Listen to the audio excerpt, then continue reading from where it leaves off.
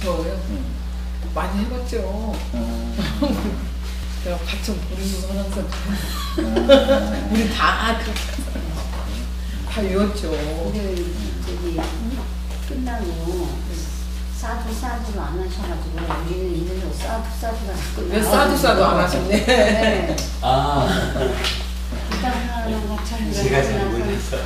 사두가 안 나와가지고 왜 여기는 다 다른 사람도 오니까 그래서는 뭐 일단은 뭐 이건 네. 뭐라든지 간에 사두 좋습니다, 잘했습니다, 훌륭합니다 이러니까 그렇게 칭찬하고 서로 그렇게 인사하는 게 좋죠. 근데 제가 그런 인사를 잘 못해요. 입에 익질 않았어요. 원래 오늘은 저희가 이제 이렇게 말씀을 드렸죠. 그 오기설법회에서는 특히 지난 3, 4기 6개월 수업을 통해 가지고 대표적으로 약간 12연기의 재해석을 나름대로 마무리를 지었다. 그렇다면은 사성제, 즉 괴로움과 괴로움의 소멸, 그리고 괴로움을 일으키는 조건이 되는 것으로의 그 12연기라고 말하면 되겠죠. 이게 집성제에 해당이 되는 거. 그 다음에 고멸, 괴로움의 소멸의 원인이 되는 활정도. 요것을 이제 하나로 묶으면 부처님 가르침의 핵심이다. 그래서 이 핵심 가르침을 오기법회에서는 가능한 만큼을 해보자. 오기 한 번에 끝낼 수 있으면 그게 정리가 되어서 책을 하나 만들 수 있으면 좋겠고, 아니면은 굳이 서둘러 마치려는 것보다는 두 기수 6개월 과정을 가는 한이 있더라도 일단은 그 부처님 핵심 법문 최상설법에 대한 공부를 해피설법회에서 정리가 돼야 될 것이다. 이렇게 이제 말씀을 드렸던 겁니다. 그리고는 이제 그 공부를 구체적으로 시작하기 전에 기본기를 좀 닦아야 되겠다. 이래가지고 우리 카페에 이제 옛날에 적어놨던 글입니다만은 현재 상태로 재작업을 하는데 이 참 조금 보완 작업을 한다고 생각했는데도 이틀은 꼬박 걸린 것 같아요. 하지만 이제 그간 공부를 통해서 저자신도 향상된 바가 있다 보니까 이 깨달음에 관한 이야기가 우리 기본기로서 정리가 되었습니다. 그래서 이제 아마도 오늘하고 다음 주 이틀에 걸쳐서는 요 필살기보다 더 무서운 것은 기본기라고 하는 불교 공부의 기본을 우리가 지난번 이제 초파일 맞아서 나눠드렸던 요 책, 그 부처님은 누구인가? 네. 요 책에서 정리된 내용하고 연결해가지고 참으로 불자라면 그냥 단박 붙여대는 어떤 필살기적인 거 이것에 앞서서 부처님은 누구인지, 또 부처님은 어떤 가르침을 주신 것인지, 우리가 의지해 가야 되는 스승은, 또 그 스승의 가르침은, 그러니까 길 안내의 내용은 무엇인지 정확히 알고 가야겠다. 이렇게 이제 2주간을 할애하고, 그리고 나서 이제 본격적으로 핵심 법문에 들어가겠다. 이렇게 이제 계획을 세웠습니다. 그런데 이제 오늘은 이 계획을 조금 더 수정하려고 그럽니다. 참 고맙고 반갑습니다만은 우리 이제 연세 드신 법부님들께서 자리를 해주셨습니다. 계속 또 저기 참선 수행을 하시는 분이시니까 공부가 충분히 함께 하실 수 있을 거라고 생각을 하는데, 그래도 일단 그 연세 드신 분이 꼭 알아야 되는 가르침을 먼저 좀 제가 선물 삼아 좀 이제 말씀을 해드리고 이게 참 표현이 어떨지 모르지만 절에 다니는 사람이 늘 잊지 않는 부분이 그거 아니겠습니까? 내가 나이가 들었다, 내가 남보다 좀 늙었다 라고 하면 어쨌거나 남보다 죽을 날이 좀 가까운 것이다. 이런 부분이 나쁜 의미가 아니라 내 삶의 현실로서 다가오는 죽음에 대한 대비, 또 죽음 이후의 삶에 대한 그 준비를 위해서 반드시 알아야 되는 것이 윤회한다는 거, 내가 죽어야 된다는 거, 죽는다라는 것이 어떤 의미고 죽음 이후에는 어떻게 된다라고 부처님은 가르쳐 주셨는지 먼저 이런 부분이 필요할 것 같습니다. 그래서 제가 연세 드신 두 분을 위해서 그 얘기를 잠깐 하고 시작하려고 합니다. 예습을 안 하고 와가지고 좀 어떨지 모르지만 그냥 그동안 제가 쭉 법회 하던 이야기를 먼저 말씀드려 보겠습니다. 부처님은 사실 나라고 하는 존재에 대해서 정의를 해줘요. 그러니까 이제 이런 말이죠. 수행을 하시는 분들이 이제 주로 많이 생각하는 부분이지만 법회에서 한번 제가 그렇게 물어봤어요. 나는 누구입니까? 그래, 법은이 나는 뭐예요? 나는 누군가? 누구도 아닌 것 같아요. 응? 누구도 아닌 것 같아요. 누구도 아닌 것 같다. 지난번에 한 번은 법회에서 그렇게 물었어요. 네. 나는 누구입니까? 이러니까 찾고 있습니다. 이런 답변을 하시더라고요. 저도 출가 전에 오랜 세월을 제가 불자로서의 삶을 살았죠.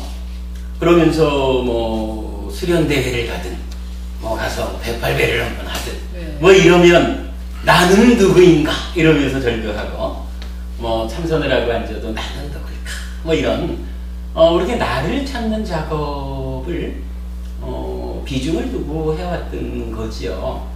근데 이제 저는 그렇게 답변을 드렸습니다. 나라는 것은 찾는 것이 아닙니다. 찾는 것이 아니고 배워서 알아야 되는 것이고 바르게 알게 되면 소멸시키는 것이 납니다. 이렇게 말씀드렸거든요. 여러분 우리 이제 오온이라고 해서 색수상행식 나와 있죠. 다 아시죠? 색수상행식 5온이 있는데 사리푸타 존자한테 이제 어떤 후배 스님이 그렇게 묻죠. 사리푸타 존자시여, 자기 존재라고 말하는데 도대체 무엇이 자기 존재입니까? 내가 뭡니까? 이렇게 묻는 거죠. 그랬더니 사리푸타 존자께서 색수상행식 요 5가지의 집착함이 있으면, 집착이라는 말을 우리 취라고 쓰잖아요. 그래서 오온에 취가 붙으면 뭐가 돼요? 오취온 이래 되죠.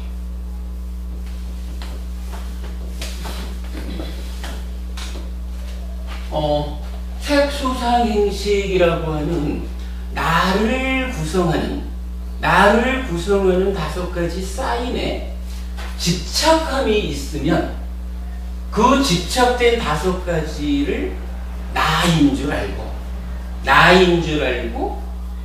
내가 살아간다. 그래서 경전에 보면은 부처님은 허수아비, 헛개비 이런 식의 표현들을 좀 하지요. 사리푸타 존자께서는 그렇게 답변을 하셔요. 색수상행식 5가지 쌓임에 대해서 집착함이 있으면, 즉 오취온이 형성되면 그것이야말로 자기 존재라고 부처님께서는 말씀하셨습니다. 이렇게 답변을 하거든요. 이거 이제 자기 존재경이라는 경전이 있습니다. 그렇다면 내가 누굴까? 이렇게 생각하면 말이죠. 내가 누군지를 좀 찾아보려고 열심히 찾아가는 거 하고, 사실 우리 말고 저 밖에서 살아가는 사람들 보고 나는 누굽니까? 이러면은 찾아 나서야 될 거예요. 그 찾아 나서기 위해서 교회 가가지고 주여 나는 누굴까요? 이렇게 물어도 와야 될 거고, 어디 절에 가가지고 부처님 내가 아직까지 절에 다니는 사람은 아니지만 그래도 내가 누군지 이렇게 물어도 와야 될 거고, 각각대로 나는 누굴까? 라는 부분을 찾아 나설 수가 있습니다. 그런데 이게 이제 남한테 물어본 게 아니라 우리끼리 지금 하는 얘기거든요. 우리끼리 부처님을 믿고 부처님을 따라 배우고 부처님과 그 가르침에 의지해서 내 삶을 향상하겠다. 이래 생각하고 살아가는 우리들 가운데서는 사실은 그거 의문할 것이 아니에요. 내가 누굴까요? 그러면은 공부를 했더니요. 경전에서 자기존재경이라는 데서 부처님이 말씀하시기를 오치온이야말로 자기존재, 즉 나다, 헛개비 같은 것이다, 이렇게 가르쳐 주셨습니다. 부처님에 대한 믿음으로 나는 내가 누구인가? 라고 물었을 때 오치온, 소액수상행식 5가지 쌓임에 집착함으로써 스스로 나인 줄 알아서 살아가는 이것이 납니다 라고 분명히 알아야 되는 거죠.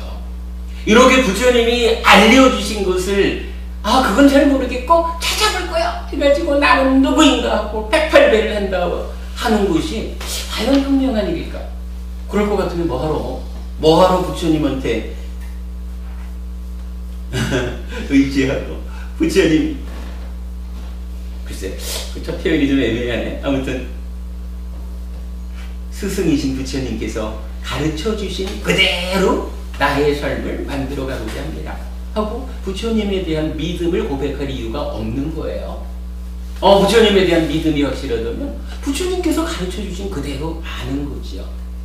아무튼 오치온이라고 하는 집착에 의해서 내가 형성돼서 나인 줄 알고 살아가는 것이다. 그런데 부처님은 이러한 오치온 자체야말로, 그러니까 본질적으로 나라고 할 것이 아닌데 나인 줄 알고 살아가는 여기에서 모든 괴로움이 시작된다. 우리 여러분 괴로움이 뭡니까? 여러분 생로병사, 미워하는 사람과 만나야 되는 거, 사랑하는 사람과 헤어져야 되는 거, 구하는데 얻어지지 않는 거, 그리고 8번째가 뭐예요? 오치온고. 오치온고 또는 오음성고 이렇게 말하는 거죠. 오음이라는 게 이제 뭐더러 오치온데 같은 얘기죠. 이래 되니까 오치온고라고 해서 오치온 자체로서 나를 삼아서 살아가는 이것이 그대로 괴로움이다. 이렇게 말하는 거거든요. 그럼 우리가 부처님 따라 배우는 목적은 무엇이냐? 그거 간단하죠. 부처님이 이제 45년을 총괄해서 표현한다면 나는 오직 괴로움과 괴로움의 소멸을 말했을 뿐이다. 고와 고멸이거든요.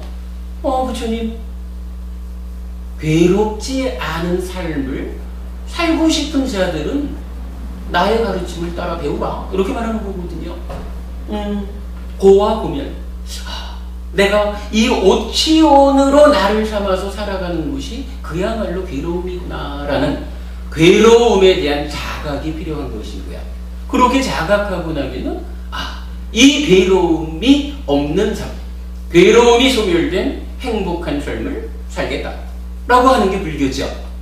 그러다면은 결국은 나인 줄 알고 살아가는 이 오치온 자체가 괴로움이라면 우리가 해야 되는 것은 나는 누구입니까? 라고 할 때 찾아 나서는 것도 아니고 배워서 알면 되는 거예요. 첫째로 배워서 아는 것이고, 안다면 어떻게 해야 됩니까?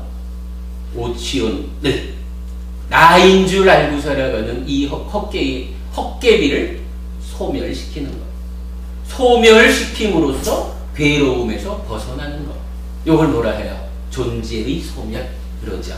존재의 소멸을 다른 말로 하면, 이거 다른 말로 하면 뭐일 것 같아요? 존재를 소멸하자. 오치온 덩어리를 없애버리자. 열반보다는 해탈.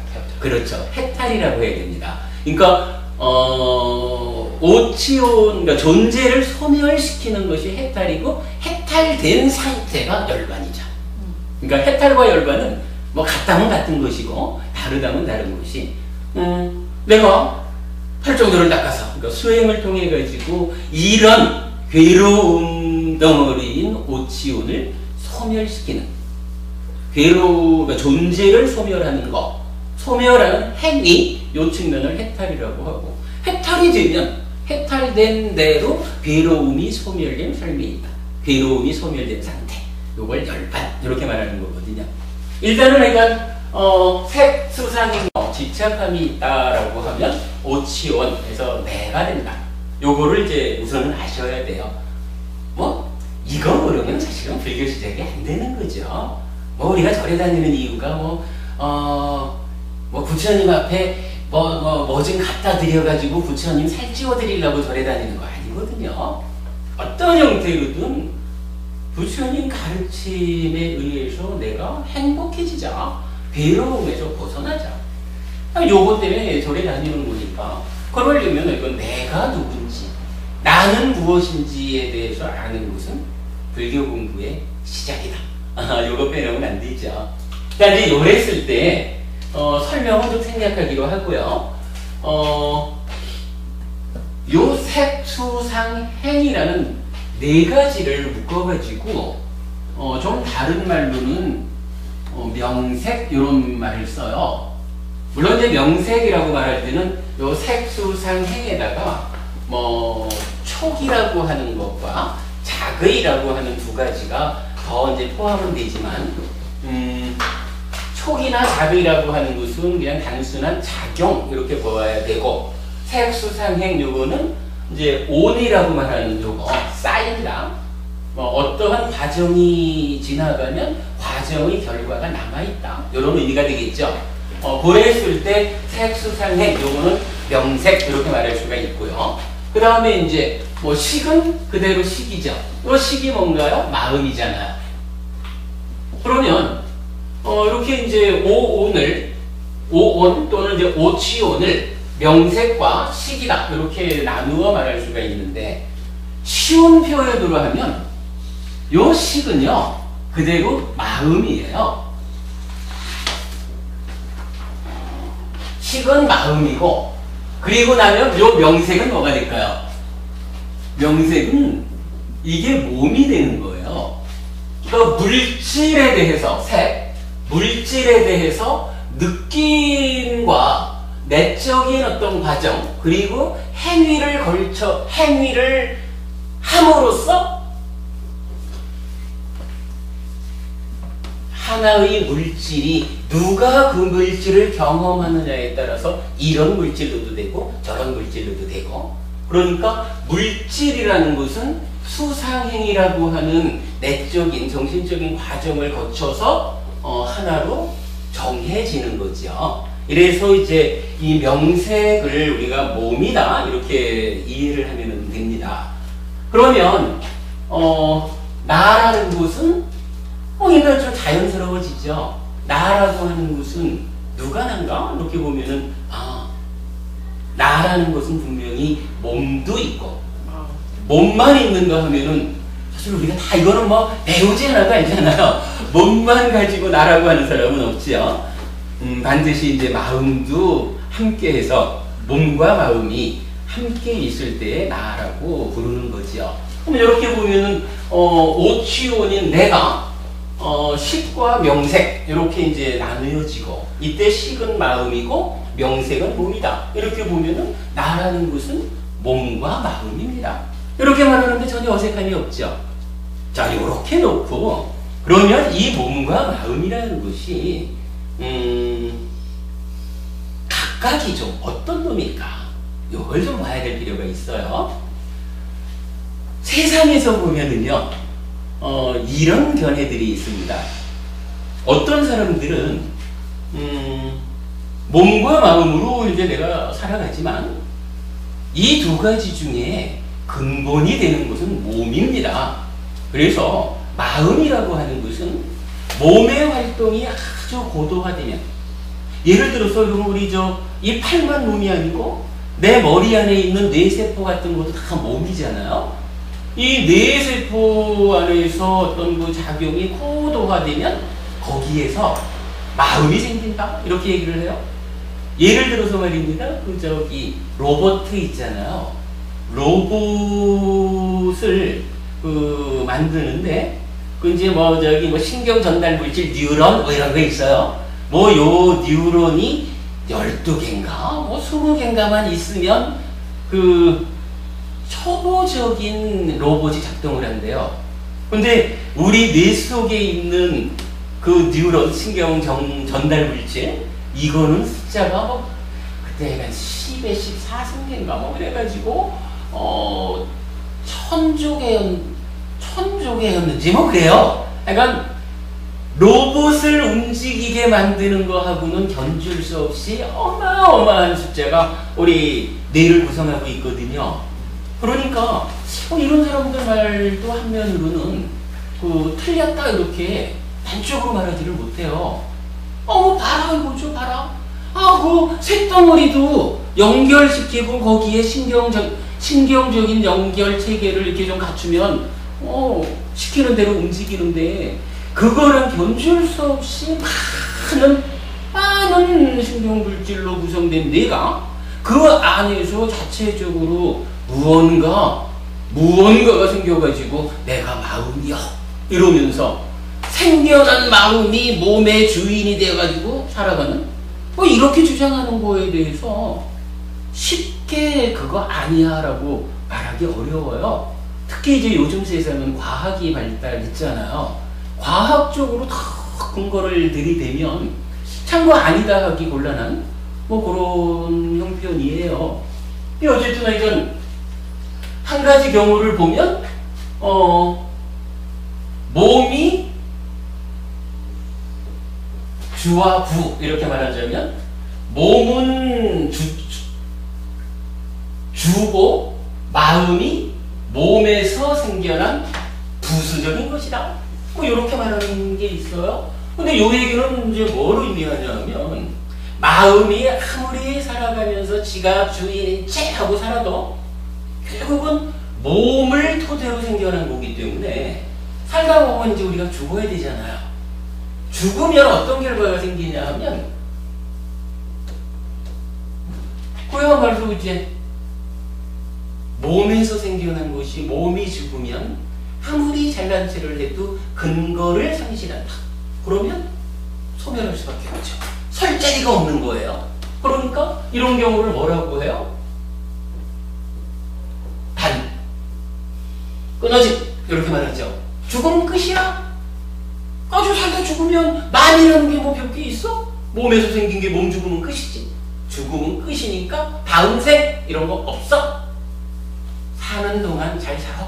이렇게 말하는 거거든요. 요거를 단견, 죽으면 끝이다, 끊어진다 이렇게 말하는 거거든요. 단견 이러고 다른 말로는 이건 허무론 이렇게 이제 표현을 해요. 사실은 불교 안에도 이런 주장을 하는 사람들이 많이 있습니다. 여러분 좀 접해보셨는지 몰라도 인터넷상으로 보면은 부처님 가르침의 본질이 뭐냐? 죽음은 끝이라는 거다. 윤회 없다. 윤회라는 거 힌두교에서 불교 안으로 들어온 거다. 이래 주장하는 사람들이 많이 있어요. 그런 경우가 이제 이런 논리를 가지고 말하는 것이다. 이렇게 볼 수가 있어요. 그 다음에 이제 또 한 가지는 주가 되는 것은 뭐니 해도 마음이다. 그리고 마음에 몸이 따르는 것이다. 이런 경우는 이제 어떤 경우냐 하면 인도에는요 2600년쯤 전에 부처님이 오셨잖아요. 부처님 오시기 전에 인도 사회는 우리가 요즘 이제 힌두교라고 하는 옛날 이름으로 이제 브라만교죠. 브라만교가 인도 사회의 이제 중심적인 어떤 가치 이렇게 되어 있었죠. 근데 이 힌두교의 그 교리에 의하면 힌두교에도 창조주 하나님이 있어요. 창조주 하나님이 있는데 브라흐마라고 불러요. 우리가 이제 그저 한문으로 범이라는 말을 많이 쓰지 않습니까? 요 범이 그 인도 말로 브라흐마인 거예요. 브라흐마. 그리고 이 브라흐마가 불교적으로는 이제 좀 다른 의미를 갖지만 힌두교에서는 브라흐마가 창조주 하나님이에요. 창조주 하나님인데 이 하나님은 또 좀 재밌어요. 잘 모르지만 하여간 언젠가 그러니까 어느 날 창조주 하나님인 브라흐마가 세상을 창조를 해요.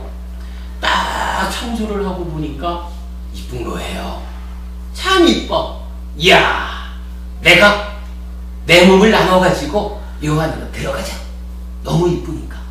그래가지고 요 브라흐마가 자기 몸을 피조물의 숫자대로 나누는 거예요. 요게 좀 어려울까요? 근데 사실은 어려울 게 없어요. 창조주인데 뭐 창조주가 내가 만들었고 내가 만든 쪽으로 나를 쪽에서 들어가자. 다 내 맘대로 되는 거죠. 내 맘대로 그렇게 안 되면 창조주가 아니죠. 그러니까 창조주 하나님이니까 뭐 가능한 거겠죠. 그래가지고 이 브라흐마 범이 자기를 나눠가지고 피조물 안으로 들어갔는데 이 브라흐마의 그러니까 나뉘었으니까 분신 이렇게 말하겠죠. 네. 손오공만 분신이 있는 게 아니고 분신으로 그래서 이제 들어가요. 요 분신을 뭐라고 하냐 하면 산스크리트어로 아트만 이렇게 불러요. 근데 인도에는 뭐 워낙에 그 많은 언어를 가지고 있지만 그 언어 중에 이제 대표적으로 힌두교의 경전 언어라고 할 때 산스크리트어, 버머라고 말하는 거예요. 그 산스크리트어로 아트만 이러는데 또 이제 불교 경전어가 있어요. 불교 경전어는 빨리라고 쓰는데 여기 이제 아까 우리 그 독송 시작할 때 앞에 했던 나모 따사 바가와또 아라하또 삼마 선부따사 하는 요게 빨리어로 우리가 한 거예요. 불교 경전어라. 불교 경전이 전승돼 온 그 빨리어로는 요 분신을 아따 이렇게 불러요. 아따. 그러는데 아무튼 힌두교적인 입장에서 보면은 뭐 나도 있고 뭐 이런 물질도 있고 다 내가 세상이 구성돼 있잖아요. 근데 요 가운데 어쨌든 창조주 하나님이 창조를 하고는 아트만 상태로 들어갔잖아요. 들어갔으니까 내 안에도 신의 분신인 아트만이 있는 거예요. 예를 들어서 이 책상 안에도 신의 분신인 아트만이 있어요. 좀 재밌는 표현으로는 제 안에 있는 아트만하고 이 책상 안에 있는 아트만하고는 어떻게 다를까요? 네? 같아요? 근데 뭔가 좀 다르지 않을까요? 같은 거는 맞는데 같은 가운데 다른 게 있어요. 뭐가 다르냐 하면 내 안에 있는 아트만은 깨어 있고요. 요 안에 있는 아트만은 잠들어 있다는 거예요. 이게 뭐 이건 뭐 제가 뭐 그 힌두교 교리를 잘은 모르지만 그래도 뭐 이렇게 좀 불교와 관련되어서 그 힌두교의 교리가 좀 논문으로 작성된 뭐 이런 부분을 좀 보면 이런 부분들이 이제 확인이 돼요. 다행히 작년 봄에 동국대학교의 김영근 박사라는 분이 박사학위 논문으로 이런 내용을 좀 다뤄 놓았는데 아주 저한테 도움이 됐어요. 뭐 그래 어쨌든 이건 그 박사학위를 받는 분들이 학위 논문으로 이렇게 이제 뭐 정리된 부분이니까 우리가 힌두교 교리를 자세히 할 이유가 없겠지만은 이렇게 좀 필요한 부분들은 뭐 충분히 근거를 가지고 인용했다 이렇게 말할 수가 있을 거예요. 자, 그렇다면 이제 내 안에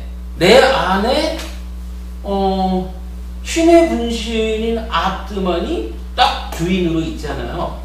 물론 여기 이제 뭐 우리는 그냥 몸과 마음 이래야 하지만 뭐 지난번에 대원부부님 그 한양대 강좌, 문화 강좌, 거기서는 몸과 마음 그리고 영혼 이렇게 세 갈래로 나눠놨었죠. 그래서 힌두교적으로 보면은 이제 영혼, 마음보다 몸과 마음에 내재한 것으로의 영혼 이렇게도 이제 표현이 되었습니다만은 우리가 그냥 뭐 이건 몸과 마음 이렇게 구분해서 보자면 신의 분신으로서의 마음이 주가 되고 그러면 신의 분신이 내 안에 있는데 까진 뭐 마음, 그러니까 아뜨만 입장에서 보면은 그냥 몸과 만나서 한평생 살다가 에이구 몸이 다 늙어버렸군 버려야지. 사실 여러분 이거 좀 조심스러운 표현이지만 우리가 많이 듣는 이야기가 낡은 옷 버리고 새 옷 갈아입듯이 몸 바꾸는 거 요거 불교교리 아닙니다 여러분. 우리 그런 얘기 많이 듣죠? 네.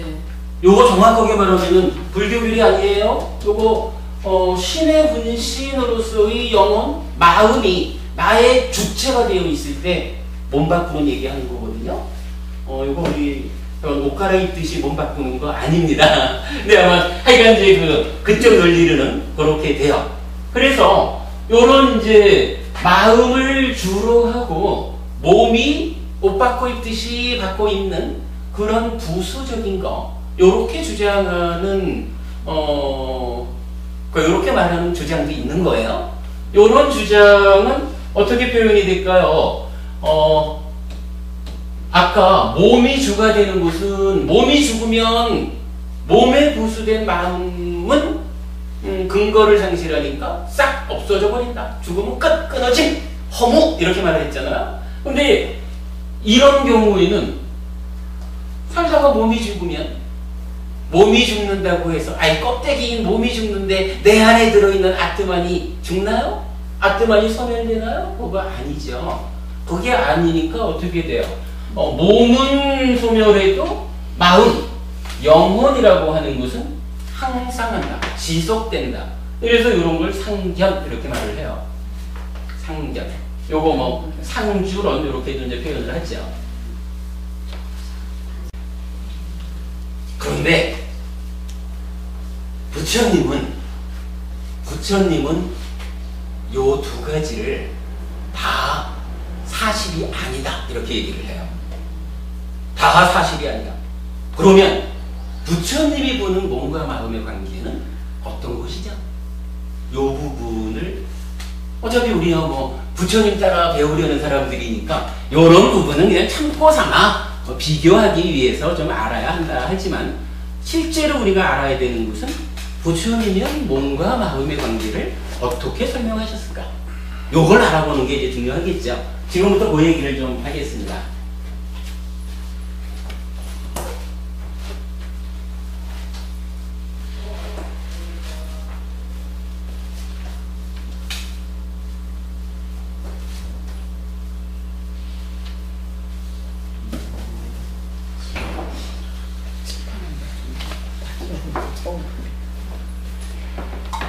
칠판이 제일 좋아요. 그러니까요.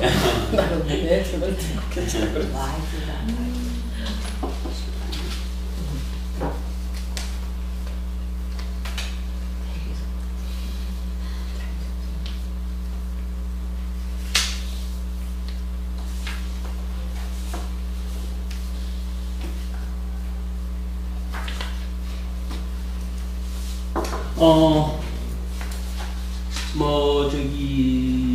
사문화경이라는 경전이 있어요. 디가니까야의 두 번째 경인데, 사문, 즉 출가한 사람들이 수행을 하면 어떤 결과, 그러니까 사문과, 출가자의 과실이 무엇이냐에 대해서 설명하는 경전이거든요. 그 사문과경이거나 또는 이제 마하나마경이라 그래서 그 부처님의 나라 그 샤카족의 왕인 마하나마에 대해서 이제 설한 경인데 이 경에서는요 몸에 대해서 이렇게 말을 해요. 몸은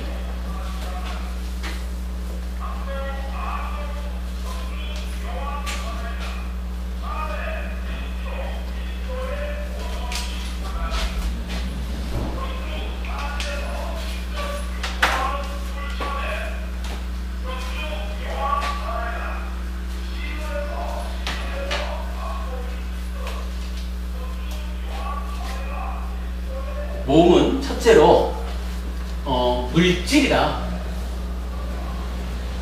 여러분 물질 이러면은 그 불교적으로 물질을 설명할 때 뭐라 그래요? 지수화풍이라고 아시죠? 지수화풍 4대 그리고 4대로서 만들어진 것. 그 지수화풍 4대거나 4대가 이리저리 결합해서 만들어진 거. 요거를 이제 물질 이렇게 말을 하거든요. 우리 몸이라는 것은 일단 물질이에요. 두 번째로는요,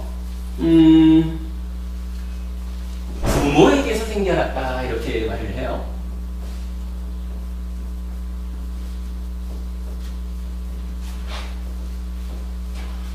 이게 이제 무슨 얘기냐 하면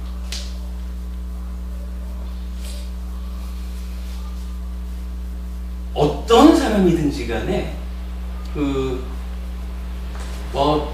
경우에 따라서 입양을 해올 수도 있고 뭐 이래야겠지만 그래도 일단 태어날 때는 엄마 아버지 없이 태어나는 방법은 없죠. 요새 뭐 이리저리 시험관 하기가 어떻고 뭐 이래야지만 우리 그런 얘기 하려는 건 아니니까 우리 이제 일상적인 우리의 삶에서 말할 때 이 몸이라는 것은 부모에게서 이건 만들어진 거예요. 난자와 정자의 결합에 의해서 생겨나가지고 엄마 뱃속에서 한 10달 가까이 있다가 태어나서 그때로부터 살아가는 거죠. 대략 한 100년 살겠죠. 이렇게 하여간 몸이라는 것은 부모에게서 받은 것이다 하는 것이고요. 그 다음에 세 번째로는 밥과 죽으로 직접 되었다. 밥과 죽으로 직접 되었다 하는 얘기는 뭐냐면 우리가 밥만 먹고 죽만 먹는 건 아니죠. 빵도 먹고 과일도 먹고 그러지만 일단 이건 대표적으로 음식을 통해서 그죠? 부모가 만들어 주셨지만은 이제 부모에게서 태어나면은 엄마 젖을 시작으로 해서 100년을 하여간 어떤 형태로든 음식을 통해서 내 몸이 유지되어 가고 자라나다가 어느 만큼 자라면 늙어가는 뭐 이렇게 이제 음식으로 유지되는 것, 밥과 죽으로 직접 되었다 이렇게 이제 표현을 합니다. 그리고 네 번째가 무상하다, 파괴된다, 분쇄된다 뭐 이런 식으로 표현을 해요. 해체되고 분해되기 마련.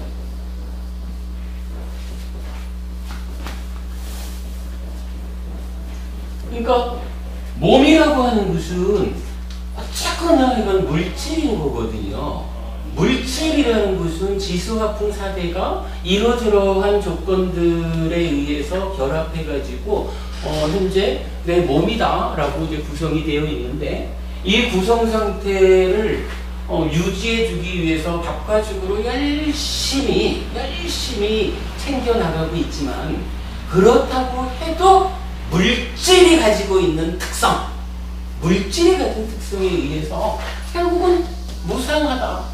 오래 가는 거 아니라 조건이 바뀌면 따라서 바뀌는 거다. 그래서 파괴되고 분쇄되고 해체돼야 되고 분해되기 마련인 거. 요렇게 몸을 정의합니다. 이제 몸은 요런 거구나. 이렇게 이제 알아야 될 것 같고요. 그 다음에 이제 마음에 대해서도 봐야 되겠죠. 마음은 첫째로 뭐라고 하냐 하면 비물질이에요. 그러니까 마음은 물질이 아니라 마음은 물질이 아니다라고 언급이 되고요. 사실 이 마음이 비물질이다라고 하는 직접적인 표현은 니까야에서는 제가 아직 발견을 못했어요. 근데 이제 니까야 말고 뭐 초기 경전이 이제 인도에서 남강으로 그래서 스리랑카, 태국, 미얀마 뭐 이쪽을 중심으로 전승되어 오면 빨리어로 전승된 니까야라고 하지 않습니까? 근데 이제 또 다른 쪽의 전승 과정으로 보면 뭐 인도의 서북부 간다라 지방, 지금 이제 아프가니스탄, 파키스탄 지역이죠. 이쪽으로 올라갔다가 히말라야의 북쪽, 그러니까 비단길을 통해 가지고 중국으로, 그러니까 중국으로 전해진 불교는 요 인도의 서북부 요쪽의 불교가 그 비단길이라고 하는 그 지리적 조건에 의해서 중국으로 보거든요. 그래서 이제 중국으로 와서는 한자로, 한문으로 번역이 되는데, 요 한문으로 번역된 초기 경전을 아함경이라고 하잖아요. 아함경 중에는 이런 이야기가 나와요.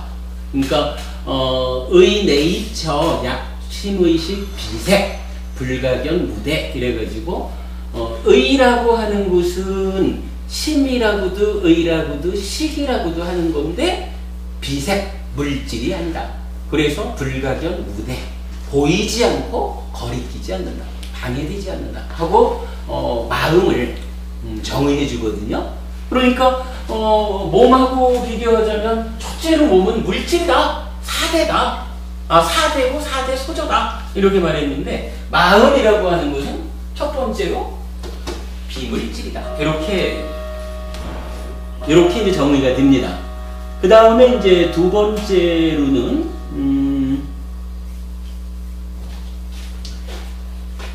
외도의 주장경이라는 이제 앙부따라니까야의 경전이 있는데, 거기에서는 이제 뭐 약간 다른 외도들의 이야기를 쭉 하다가 우리 지금 하듯이 그렇다면 내가 가르친 것은 무엇이냐 하고 부처님이 설명하시는데, 그 중에 보면은 딱 중요하게 나타나는 장면이 있어요. 그러니까 이제 엄마 뱃속에서 이제 내가 생겨나잖아요. 몸과 마음 이렇게 생겨나는데, 이때에 그러니까 몸이라는 것은 엄마 아버지가 그러니까 정자와 난자의 결합으로 몸이 만들어져요. 그런데 외도의 주장경에서 핵심적으로 부처님이 육계로서 모태에 든다 이런 표현을 하세요. 육계라고 하는 것은 이제 지수화풍사대에다가 공, 빌공자, 공간에 공을 더하고 거기에 여섯 번째로 식을 넣어가지고 지수화풍 공식 해서 이제 6가지로 말을 하는데, 요것만 뭐 뒤에 우리가 공부할 거예요. 근데 약간 육계로서 모태에 든다라고 하는 것은 지수화풍 공이라고 하는 물질적인 것과 더불어서 마음이, 식이, 그러니까 마음이 모태에 든다, 엄마 뱃속에 들어오는 것이다, 그렇게 얘기를 해요. 이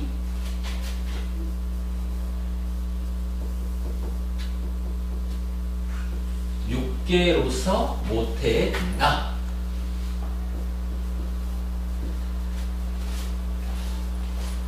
그리고 세 번째로는, 요 세 번째 이야기는 사실은 좀 어려운 이야기예요. 요게 그 12연기를 전체적으로 이해해야 알 수 있는 이야기인데, 뭐 우리 카페에다가 제가 요 얘기를 조금 더 보완을 해놨습니다만은, 일단은 이제 그냥 결론만 쉽게 말하면 마음은 행위에서 생겨나는 것이다. 행위에서 생긴다. 근데 요게 이제 어렵다라고 말하는 게, 이게 구체적으로 말을 하면은 행위에서 생겨나는 게 아니라 이 대상을 감각할 때 마음이 생겨난다. 그런데 그 생겨난 것이 뒤에 행위의 과정, 행위를 거칠 때에 탐진치가 있으면, 그러니까 내가 어떤 행위를 하는데 탐진치가 오염을 시키면 오염된 행위에 의해서 마음이 머문다, 뭐 이런 표현이 나와요. 그러니까 이제 뒤에 이제 공부하기로 하고, 이제 그런 마음이 머문다라고 하면 머무러 있는 마음이 지금 몸과 함께하는 내 마음, 이렇게 이제 설명이 되거든요. 근데 뭐 그런 부분 생략하고, 그러니까 지금 몸과 함께하는 내 마음은 행위에 의해서 만들어지는 것이다, 뭐 이렇게 그냥 대충 이해를 하시자고요. 그럼 이건 몸이라는 것은 어때요? 그 밥과 죽으로 유지시켜 나가는 거잖아요.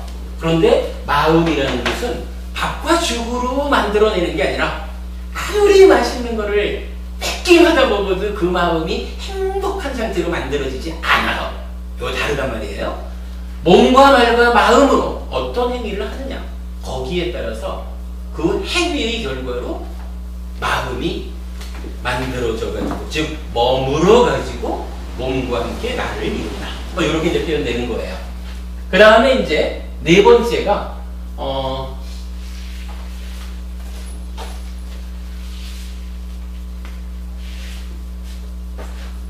몸이라는 것은요,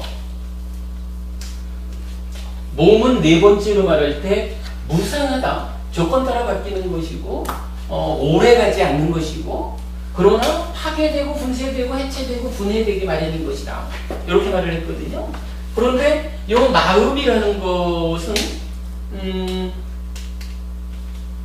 우리 여러분 다 알죠? 저기 이 마음이라는 것이 아까 말했던 신의 분신인 아트만처럼 변하지 않고 쫙 이어지는 이런 게 아니라 행위를 조건으로 만들어져 가지고 계속 바뀌어가는 거, 뭐 이렇게 이제 우리가 이해를 하잖아요. 행위를 조건으로 바뀐다 이러면은, 이거 달리 말하면은 조건 지어진 거잖아요. 조건 지어진 것을 우리가 말할 때 무상하다 이렇게 말을 했죠. 조건 지어진 거기 때문에 무상한데, 이 마음은 물질의 무상과 달라가지고 파괴되거나 파괴되지 않고 분쇄되지 않고 해체되지 않고 분해되지 않는 거예요.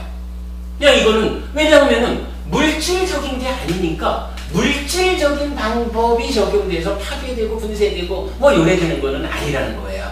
다만 고정된 어떤 것이 아니라 행위를 조건으로, 행위가 오염이 되었다라는 그 오염의 정도를 조건으로 몸과 함께 머물러 가지고 나를 바꾸어가는 거, 이래 되기 때문에 하여간 변하지 않는 놈이 아니라 변하는 것이다, 조건 따라 변하는 것이다, 이렇게 말을 할 수가 있거든요. 뭐 이렇게 놓고 보면은 그 몸과 마음이라는 것을 좀 크게 특징지어서 이런 것입니다 라고 말할 수가 있을 거예요. 자, 여기에서 이제 우리가 봐야 될 게 하나 있는데, 디가니까야의 대인연경이라는 경전이 있어요. 대인연경은 그 12연기를 아주 상세하게 풀어놓은 경이거든요. 그 경전에서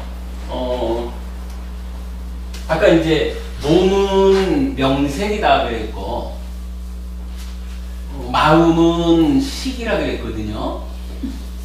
그런데 요 명색과 식에 대해서 대인연경에서 딱 정의하는 것이 뭐냐 하면, 명색은 식에 조건 지어져 있다. 다시 말하면 몸은 마음에 조건 지어져 있다, 이런 거죠. 그러면서 거꾸로 식은 명색에 조건 지어져 있다, 마음은 몸에 조건 지어져 있다, 이렇게 말을 해요. 그러면 요렇게도 조건이 지어졌는데 요렇게도 다시 조건 지어졌다라고 말하거든요. 요거 그냥 한마디로 말하면 뭘까요? 이 몸과 맞아. 그러면 이제 우리가 여기서 이렇게 표현할 수 있는 거죠. 몸과 마음의 관계. 여러분, 약간 우리가 이거 정말 잊으면 안 되는 거, 몸과 마음의 관계에서 가장 중요한 게 바로 이 대목이에요. 첫째,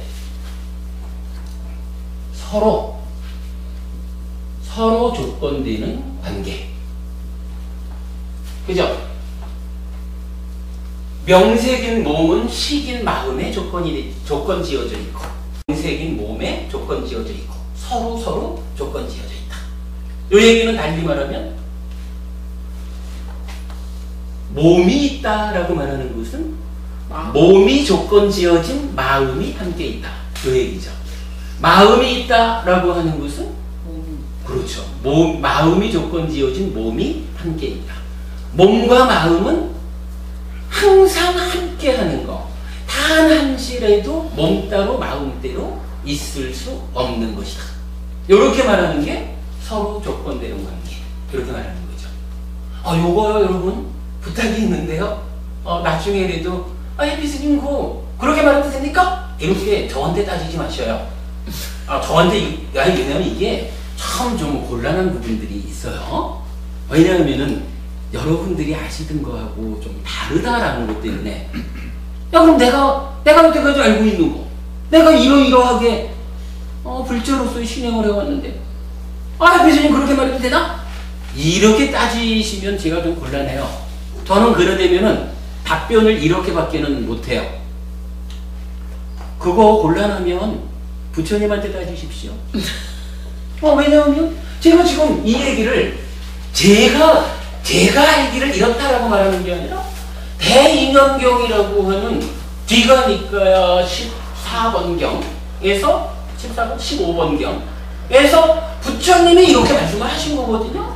그런데 부처님이 말씀하신 거를 가지고 나하고 다르잖아. 내가 아는 거랑 다르잖아. 그거 좀 문제되지 않아? 라고 따지신다면 저한테 따지면은 저는 답을 못합니다. 그럼 이 얘기 부처님 얘기니까 부처님한테 따지십시오. 이렇게 말할 수밖에 없는 거고 부처님한테 따져가지고 이길 자신이 있으면 따지십시오. 아니면 이길 자신이 없으면 그동안 내가 잘못 알고 있었구나.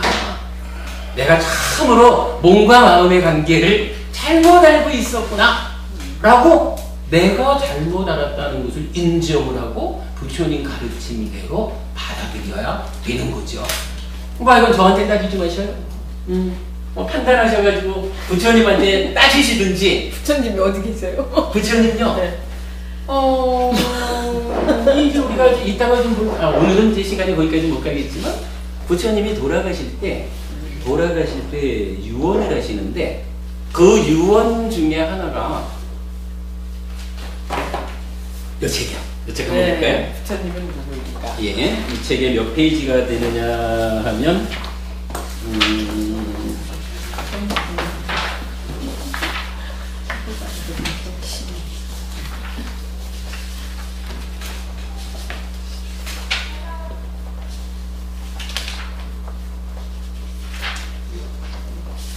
다음에 하시고 하세요. 아니요, 그렇죠. 이런 부분 중요하죠. 분명히 아셔야죠. 자, 117쪽 한번 보세요.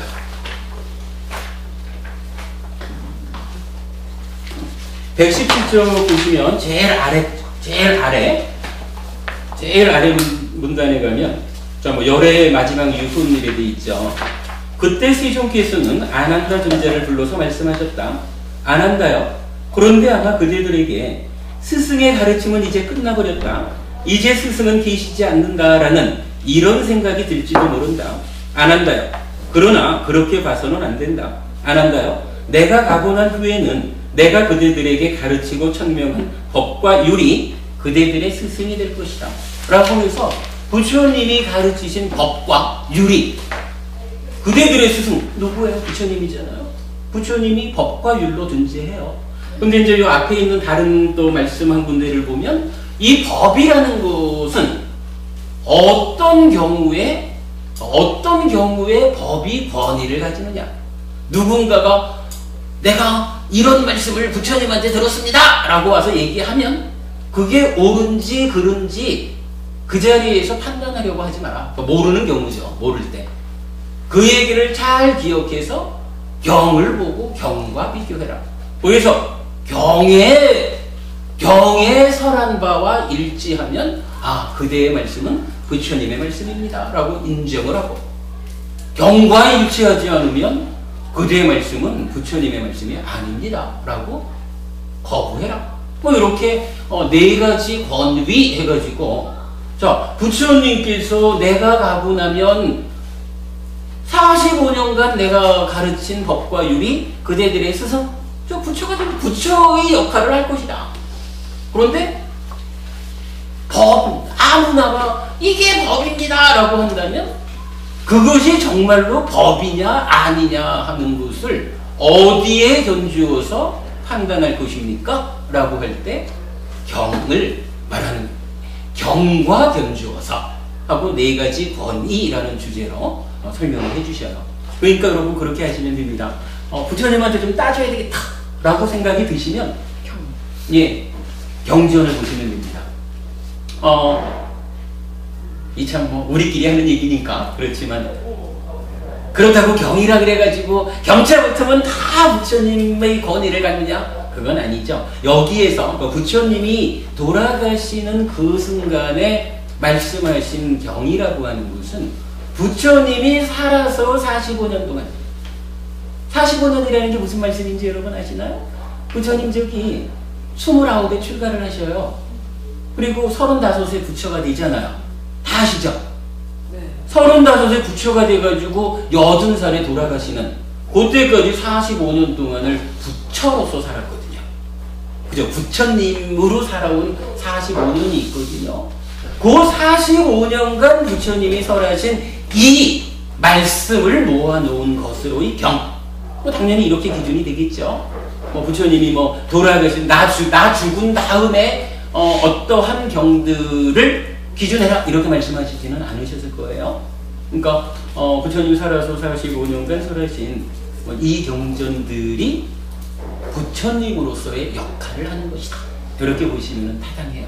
우리가 이 근본 가르침을 니까야를 바르게 공부해야 되는 이유가 사실은 거기에 있는 거예요. 자, 아무튼 이렇게 이제 우리는 서로 조건 지어져 있어요. 서로 조건 지어져 있다. 요거 이제 조금 달리 말하면 우리 이제 주변에 보면 그런 얘기 많이 하죠. 내가 유체 이탈을 하는 사람입니다. 이래가지고 내가 말이죠. 딱 앉아서 정에 들면 몸은 내려놓고 마음만 탁 나가서 세상을 몇 바퀴 돌다 들어오지요. 요거요. 부처님 말씀에 의하면 거짓말이에요. 몸과 마음이 서로 조건되는 곳이라서 단 한순간도 떨어져 있을 수가 없어요. 물론 이제 그분들은 그분들대로 자기들의 경험에 의해서 그런 이제 주장을 하시겠지만 사실은 우리가 하는 이 경험이라고 하는 것이 사실을 경험하는 경우가 극히 드물어요. 그렇기 때문에 우리가 지혜로서 이 세상의 이치, 삶의 이치를 깨달은 부처님한테 배우는 거죠. 우리가 우리의 경험으로 있는 그대로 보지 못하고 있는 그대로 보지 못하는 데서 삶이 괴로워지기 때문에 부처님을 따라 배우는 거죠. 있는 그대로가 어떤 것입니까? 요거 배워가지고 그대로 따라하면서 우리도 부처님처럼 되는 거지요. 이건 그렇게 놓고 보면 부처님께서 몸과 마음이 서로 조건이 된다. 늘 같이 있는 것이다. 이렇게 말하는 부분을 기준할 때 누가 아주 멋있게 내가 유체 이탈도 좀 하고 이러면은 그것은 오직 그대의 경험에 불과할 것입니다.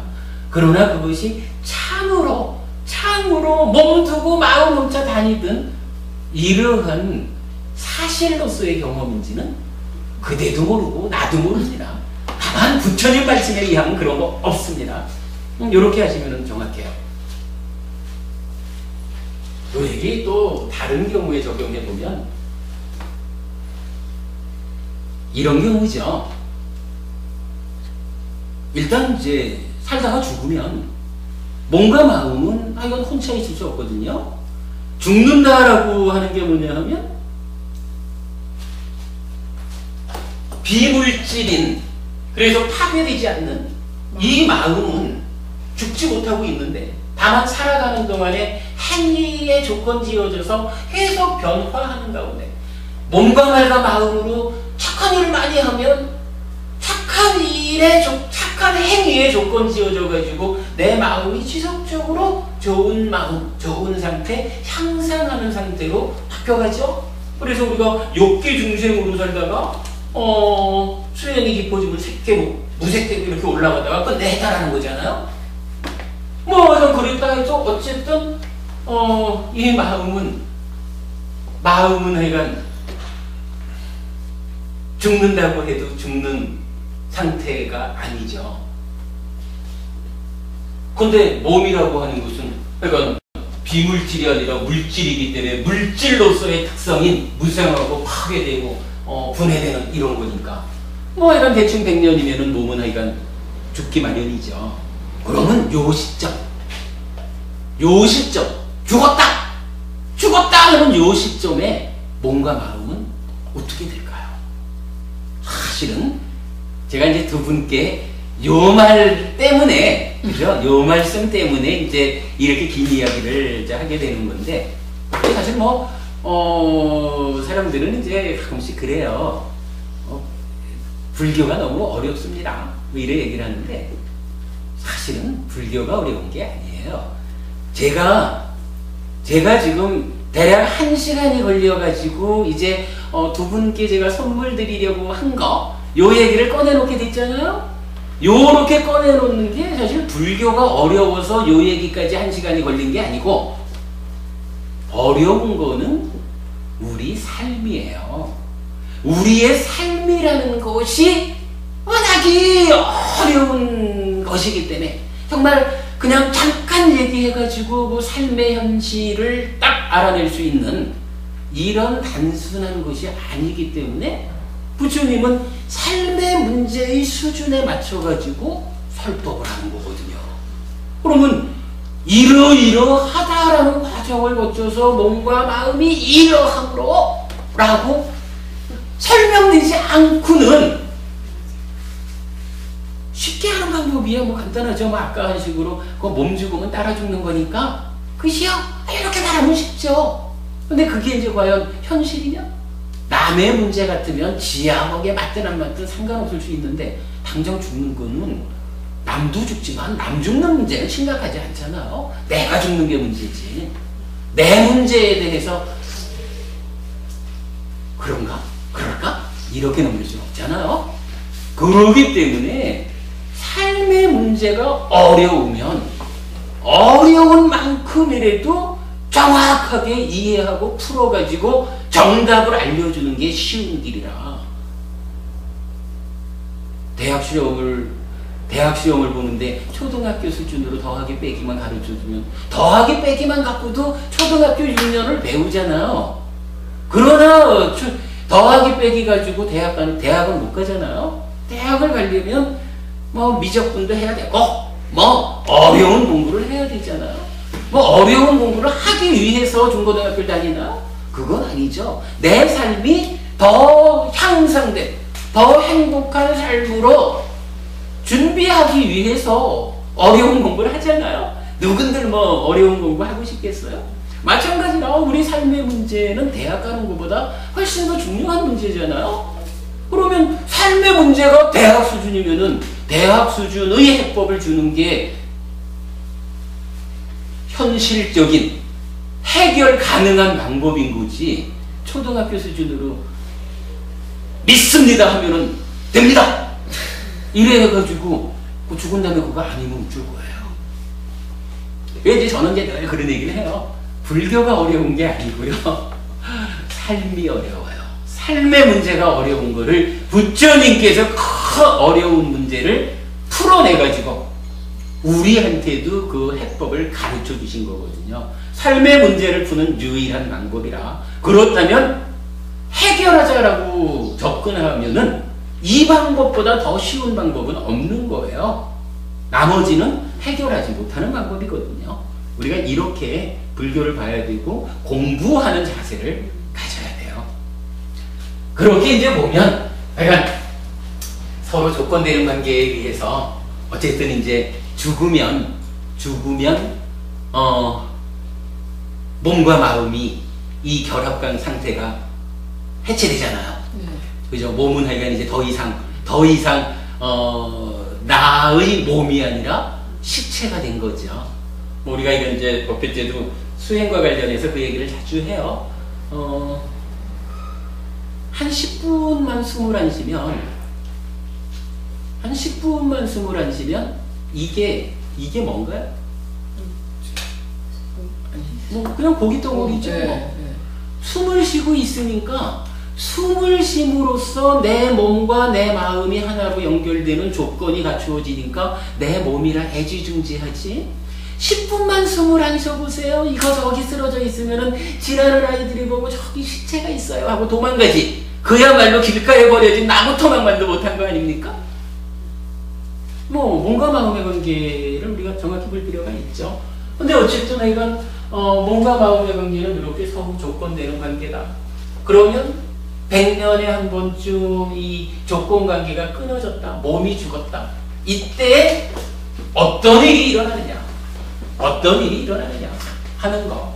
이제 그거를 우리가 주목해 봐야 되는 거죠. 제가 먼저 이렇게 이제 서로 조건되는 관계를 하나 놓고 그 다음에 마음에 대한 설명을 또 하나로 말을 할 수가 있어요. 뭐라고 제가 표현을 하냐 하면 몸이라는 것은 부모에게서 생겨났거든요. 부모에게서 생겨났고 밥과 죽으로 집적이 되는 거예요. 그러니까 부모가 만들어줬고 부모가 먹여주는 젖으로 또 밥과 죽으로 이제 살아가거든요. 그런데 마음이라고 하는 것은 좀 다르죠. 부모에게서 생겨난 게 아니라 육계로서 모태에 든다. 이렇게 표현을 했거든요. 이 얘기는 문제는 우리가 뒤에 좀 봐야겠지만 어쨌든 표현상으로 볼 때 모태, 엄마 뱃속에서 생겨나는 몸하고는 다르게 어디선가 모태로 들어왔다 이렇게 말하는 거거든요. 뭐 이건 뭐 설명이 필요 없죠. 당연히 전생에서 왔겠죠. 전생에서 살다가 죽으니까 새로운 몸을 업의 힘에 의해서 엄마 뱃속으로 찾아 들어온 거죠. 그러니까 몸과 마음이 가지는 두 번째의 관계를 저는 이렇게 표현을 했어요. 뿌리를 달리하는 관계.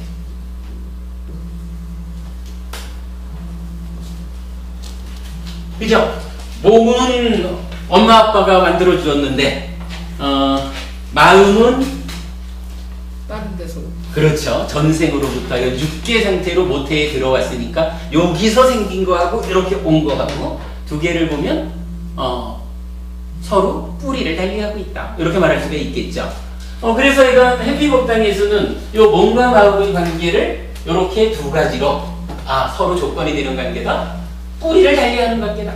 이렇게 정의를 합니다. 근데 이제 자, 제가 이건 준비하지 않은 상태에서 어려운 주제를 설명하려니까 조금 좀 헤매고는 있습니다. 그래도 뭐 좀 이해해 주시고요. 아무튼 몸과 마음의 관계가 이렇게 서로 조건되는 관계고 뿌리를 달리하는 관계다라고 하는 부분을 말씀을 드렸어요. 자, 그러면 이제 살다가 죽었다. 죽으면 죽은 그 순간에 어떤 일이 생길 것이냐 하는 부분. 이 부분에 대해서 그냥 간략하게 그 답을 해드리겠습니다. 죽는 순간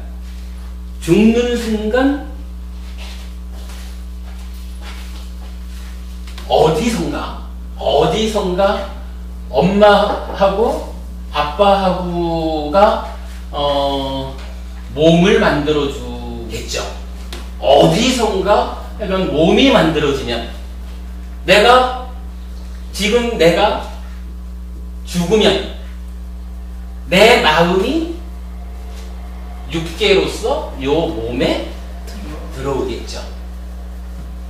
그러면 이게 뿌리를 달리해서 엄마 아빠를 뿌리로 하는 몸과 전생의 죽음에서 전생을 뿌리로 하는 마음이 만나죠. 이렇게 뿌리를 달리하는 관계로서의 몸과 마음이 생겨요. 그런데 이게 언제 생기느냐? 사실은 이제 중요한 게 이거죠. 언제 생기느냐? 답은 죽는 순간이에요. 왜 죽는 순간이 되냐 하면 서로 조건이 되는 관계거든요. 자, 살다가 이건 요때죠. 그러니까 죽기 이전에 나라는 것도 몸과 마음으로 살아왔던 거거든요. 근데 요때 몸이 죽었단 말이에요. 그러니까 요 마음이 따라 죽지 못하니까 뿌리를 달리하는 상태로 이제 새로운 몸과 만났는데, 문제는 요 몸과 마음이 서로 조건이 되기 때문에 몸도 몸 혼자 있지 못하지만 마음도 마음 혼자 있지 못하거든요. 그러면 몸과 마음이 나가 돼가지고 딱 100년을 살다가 딱 몸이 죽으면 죽는 요 순간 혼차가 돼버리잖아요. 근데 부처님 가르침에 의하면은 혼자 있을 수가 없는 거잖아요. 혼자 있을 수 없기 때문에 죽는 그 순간 인연다가 들어가네. 그렇죠. 업의 힘에 의해서 그 순간 태어난다는 거예요. 그 순간 태어나는데 뭐 여러 경전들에서 이러한 그 태어남에 대해서 언급을 했죠. 그런데 결국은 그래요. 이러한 태어남이라는 것은 내가 몸과 말과 마음으로 어떤 행위를 하느냐, 몸과 말과 마음으로 어떤 행위를 함으로써 어떤 마음을 만들어서 쌓아놓느냐에 따라서 이러한 업의 쌓임이 행위, 업이잖아요. 행위가 업이죠. 이러한 행위의 힘, 이것에 의해서, 즉 업의 힘에 의해서 가능한 거죠. 그러니까 우리가 살아서 잘 살아야죠. 네. 그런데 이제 문제는 한국 불교에 좀 애매함이 있죠. 자, 일단 저는 지난번에 저희 어머니를 만나서 엄마 돌아가셔도 49제 없습니다. 이렇게 얘기를 했죠.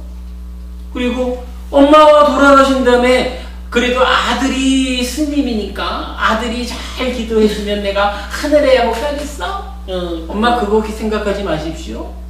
엄마가 죽어서 어디 가느냐 하는 것은 엄마가 살아서 몸과 말과 마음으로 어떤 행위를 하느냐, 그 업의 힘에 의해서 정해지는 것이지, 결정되어 가는 것이지, 제가 그냥 중이 아니고 아예 그냥 세계에서 가장 큰 스님 소리를 듣는다고 해보십시오. 내가 그 일 할 수 있는가? 부처님도 그 일은 못한다 했는데 실제로 부처님 그래 하시거든요. 네. 요 책에 이제 제일 앞에 있는 글에도 그런 내용이 있는데, 그 부처님한테 어떤 사람이 와서 물어봐요. 아시반다카 붓다경이라고 아주 그 중요한 이야기를 하는데, 부처님, 우리 아버지가 돌아가셨는데 저기 있는 사람들은 신통방통한 능력이 있어서 막 모여가지고 진언을 외우고 이러면은 죽은 사람을 하늘로 데려다 준다고 합니다. 부처님도 그런 일 할 수 있습니까? 이렇게 묻는 거예요. 그러니까 부처님이 이렇게 말씀을 하셔요. 자, 저기 호수가 있다. 요 호수에 항아리를 하나 띄우자. 항아리를 띄우고 여기에다가 자갈을 세워보자. 그리고는 이 항아리를 깨트리면 어찌 되겠느냐? 물론 항아리야. 항아리 조각조각해서 가라앉을 거고, 자갈도 가라앉겠죠. 그러면 이때에 이 세상에서 용하다는 사람들 다 불러다 놓고, 돌멩이야 돌멩이야, 착한 돌멩이야, 떠오르려무나, 떠오르십시오 떠오르십시오 하고 기도를 해보자, 진언을 외워보자. 그러면 저 돌멩이가 떠오르겠느냐?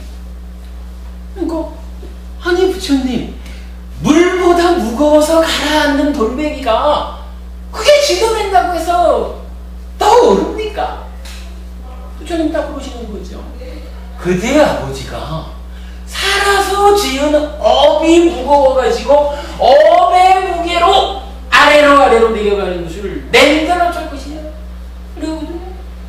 거꾸로 또 항아리에다가 버터 기름을 채워보자. 그러니까 뭐 기름을 채워보자. 그리고는 다시 이걸 깨보자. 항아리는 가라앉겠지만 이 안에 들어있는 이 기름이 확률이 안 가라앉겠죠. 그러면 또 인도 전역에 그 용한 사람들 불러 모아가지고 기름아 가라앉아라. 착한 기름아 가라앉아라. 가라앉으십시오 라고 기도해보자. 진언을 외워보자. 그러면 가라앉겠느냐? 부처님, 물보다 가벼워서 뜨는 기름을 어떻게 가라앉게 할 수 있습니까? 부처님 그렇게 말하는 거예요. 너의 아버지가 살아서 지은 바 업이 가벼워서 하늘로 올라가는 것을 누가 막을 수 있겠느냐? 내 버릇이거든요. 그러면 부처님 말씀은 정확한 거예요.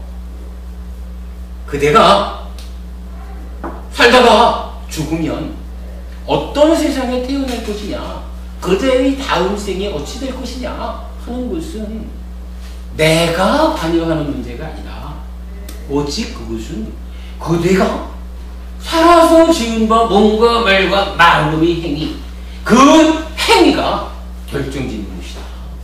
그러므로 그대가 살아서도 행복하고자 하고 죽어서도 하늘에 태어날 것이야 라고 바란다면 몸과 말과 마음으로 올바른 행위를 해. 이렇게 말하는 거예요. 아시반다카 부타경이라는 경전에서 그 부분을 설명하셔요. 저는 이 책에 이제 불자리 자부심 이런 이제 제목으로 글을 쓰고 그 가운데 그런 얘기를 한 거예요. 부처님한테 어떠한 환상도 덧세우지 맙시다. 부처님이 말씀하신 그대로 부처님을 봅시다. 그대로 보는 부처님의 가르침에 의해서 내 삶을 봅시다. 내 삶이 보이는 거죠. 이런 사람을 두고 그게 말이죠. 창조주 하나님이 나를 만들고 분신으로 내 안에 들어와 있기 때문에 내가 같이 낡은 옷 바꿔 입듯이 다음 생으로 갈 거야. 이렇게 생각하는 어리석음에 떨어진다면 참으로 불자라 할 것이냐. 몸의 활동이 고도화되면 거기서 생겨난 마음이기 때문에 몸 죽으면 따라서 소멸하고 마는 것입니다. 뭐가 거기에 다음 생이 있습니까? 이런 주장에 매여가지고 살다 죽으면 끝인데 지금이나 잘 살면 되지. 그러면 이제 사는 일이 사실은 쉬워져요. 적당히 좀 욕심나는 대로 남의 것도 좀 챙겨놓고 저놈 아주 맛있겠네, 저놈으로 줘요 이래가지고 그냥 살아있는 생명을 잡아가지고 맛있게 먹고 잘생겼는데 바람하면 피까 그래 하는 거죠. 적당히 거짓말도 하고 술로 자기를 타락시키고 이러면서 살아면 되는 거죠. 그게 뭐가 문제가 있어요? 죽으면 끝인데 아주 사는 동안만 잘 살면 되지. 근데 이제 부처님 말씀은 그렇죠. 사실은 또 그런 거예요. 부처님 말씀에 의하면 제가 방금 말씀드린 게 5개지 않습니까? 네. 요렇게 5개도 지키지 않으면 생각에는 아주 그렇게 살면 잘 살 것 같죠? 살아서는. 근데 세상이 혼자 사는 세상이 아니잖아요. 내가 그렇게 살면 결국은 왕따 당하죠. 내 삶이 괴로워지거든요. 그래서 부처님 말씀이 살아서 내가 인간 대우를 받으면서 살겠다. 인간으로의 삶은 내가 유지해야 되겠다. 이러면 5개를 지켜야 된다. 이렇게 말하는 거거든요. 사실 어떤 형태로든 생명을 살리고자 하고 존중하고 주지 않는 거는 내가 절대 손대지 않으면서 베풀고자 하고 바람피지 않고 거짓말하지 않고 술 마셔서 나를 타락시키지 않고 이래야 하면 이러한 삶의 질서라는 것은 살아서도 나의 삶을 행복하게 만들어줘요. 재밌는 얘기로 우리 지난 3기 때인가 이제 한번 진짜 연세 드신 법부님들 오셨을 때 한번 그렇게 여쭤봤어요. 5개를 지키고 살면 부자 됩니까? 이러니까 고개를 끄덕끄덕 하셔요. 이게 젊은 사람들은 사실은 잘 못 볼 수 있거든요. 그렇죠. 젊은 사람들은 당장 어떻게든 왕창 벌어서 부자가 돼야 되죠. 그러나 연세 드신 분들이 그 삶의 지혜 아는 상태가 되면 부자가 하고 자꾸의 문제인가요? 그래서 내가 살아가면서 그래도 비바람 피할 내 집 마련하고 자식들 시집장가 보내고 노후에도 그냥 남한테 아쉬운 소리 안 하고 이래 살아가면서 그 사는 가운데 내가 공덕을 짓고 내적인 행복을 쌓고 이러면 이게 부자 되는 거죠. 그리고 또 그 이전에 물질적인 것만 따져도 시간은 좀 더 걸릴 수도 있고 덜 걸릴 수도 있지만 삶의 질서가 5계를 지키는 명확함이 있으면 시간이 좀 가면 저절로 부자 되잖아요. 아무리 많이 벌면 뭐해요? 술집 갖다 주고 이 여자 갖다 주고 저 남자 갖다 주고 뭐 그러면 그거 부자 안 되잖아요. 그게 사실 우리 삶의 원리죠. 우리 사는 게 그런 거죠. 그렇게 이제 5계를 지키고 거기에 조금 더 못해가지고 이제 남을 위해서 좀 베푸는 삶, 그래서 보시하고 우리 경전에서 나타나는 거지만 5계를 지키는 삶은 살아서도 인간 대우는 받고 뭐 어디 가서도 인간으로서의 불편을 느끼면서 살지는 않고 죽어서도 인간으로는 태어난다. 지옥 가지 않고 짐승세상, 아귀 세상 가지 않는다. 이렇게 말하는 거죠. 거기에 보시를 하게 되면 살아서도 하늘 사람의 행복을 느끼는 것이고 느끼면서 살고 죽어서는 하늘 세상에 태어나죠. 물론 복잡하죠. 하늘도 뭐 욕계 하늘도 있고 색계 무색계 하늘도 있습니다만은 그러니까 인간 세상하고는 견줄 수 없이 행복한 세상, 하늘 세상에 태어난다 하는 거죠. 근데 실제로 여러분 뭐 대표적으로 그 봉사활동 하잖아요. 봉사활동 따지면 보시행이죠. 봉사하는 분한테 그거 힘들어서 어떻게 해요? 라고 여쭤보면 이게 저기 뭐 선거철 돼가지고 그 사진 찍으려고 따라가는 사람들 말고 정말로 봉사하러 가는 사람들 힘들어서 어떻게 해요? 이러면은 답이 뻔해요. 해보셔요. 봉사하는 일이 얼마나 기쁜지 아셔요? 그 얼마나 기쁜지 그 삶이 하늘 사람의 행복이에요.